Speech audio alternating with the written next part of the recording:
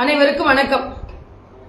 சற்று நேரத்திற்கு முன்னால் நான் அடுக்குமாடி குடியிருப்பில் குடியிருக்கும் தோழர்களோடு தோழிகளோடு ஒரு வாக்காளரிடம் ஒரு வேட்பாளர் பேச வேண்டும் என்பதற்காக உங்களிடம் பேசுவதற்கு ஒன்று எனக்கு ஆதரவு தாருங்கள், தாமரை சின்னத்தில் ஆதரவு தாருங்கள் என்று கேட்பதற்கும், தென்சென்னை முழுவதும் சுற்றுப்பயணம் செய்கிறேன், எல்லாரையும் நேரடியாக சந்திக்கிறேன்.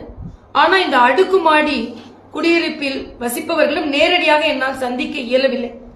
ஆக ஒரு வேட்பாளர் ஒரு வாக்காளரை சந்தித்து ஆதரவு கேட்க வேண்டும் என்பது எனது ஆசை. அதனால் அபார்ட்மெண்ட்ஸில் குடியிருப்பவர்களிடம் இணைந்து ஜூம் மீட்டிங் நடத்தி அவர்களிடம் எனக்கு தாமரைக்கு ஆதரவு கேட்டு, அதே நேரத்தில் அவர்களுக்கு ஏதாவது பிரச்சனைகள் இருந்ததென்றால் அதை என்னோடு பகிர்ந்து கொள்ள வேண்டும் என்ற காரணத்திற்காக நான் ஜூம் மீட்டிங் போட்டேன்.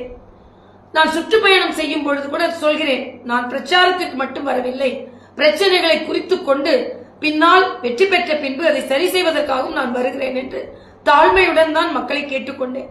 அதே ஒரு விதத்தில் தான் இந்த ஜூம் மீட்டிங்கும் ஏற்பாடாகி இருந்தது.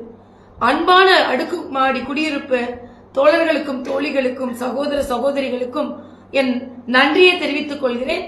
ஏனென்றால் ஜூம் மீட்டிங் என்றவுடன் பல பேர், நூற்றுக்கணக்கான பேர் அதில் இணைந்து என்னோடு உரையாடுவதற்கு தயாரானார்கள்.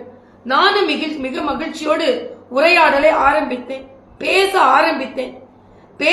ஆரம்பித்து சில மணித்துளிகளில், சில நொடிகளில் பெண்கள் பார்க்கவே முடியாத ஆபாசமான படங்களை இடையில் விட்டு நமக்கும் வேட்பாளருக்கும் வாக்காளருக்கும், அதாவது எனக்கும் உங்களுக்கும் இருந்த இணைப்பை துண்டித்து, இவர்கள் எந்த விதத்திலும் இணைந்து விடக்கூடாது, இவர்கள் எந்த விதத்திலும் ஆதரவு கொடுத்து விடக்கூடாது, இங்கே நடக்கும் தப்புகள் எல்லாம் இந்த வேட்பாளருக்கு தெரிந்துவிடக் கூடாது. அங்கே அடுக்குமாடி குடியிருப்பை சார்ந்தவர்கள் எவ்வளவோ பிரச்சனைகளை சந்திக்க முடியும், சந்தித்துக் கொண்டிருக்கிறார்கள். அது சாக்கடை பிரச்சனையாக இருக்கட்டும், பட்டா பிரச்சனையாக இருக்கட்டும், அங்கீகாரம் கொடுக்கும் பிரச்சனையாக இருக்கட்டும், தெருவிளக்கு பிரச்சனைகளாக இருக்கட்டும், குப்பைகளை அகற்றும் பிரச்சனையாக இருக்கட்டும், எத்தனையோ பிரச்சனைகளை அவர்கள் சந்தித்து வருகிறார்கள்.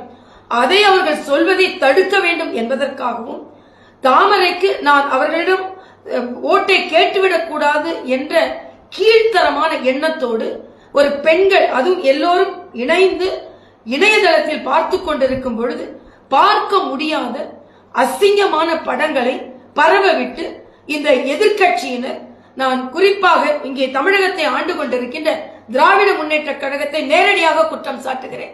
இப்படிப்பட்ட மோசமான கேவலமான அரசியலை செய்ய வேண்டாம் என்று நான் கேட்டுக்கொள்கிறேன். எவ்வளவுதான் நீங்கள் அவ்வளவு கேவலமான அரசியலை செய்தாலும் மக்களுக்கான எங்களது தொடர்பை துண்டிக்க முடியாது. நேரடி அரசியலை செய்யுங்கள். நாம் எல்லாம் அரசியலை தூய்மைப்படுத்த வேண்டும் என்று வந்திருக்கிறோம்.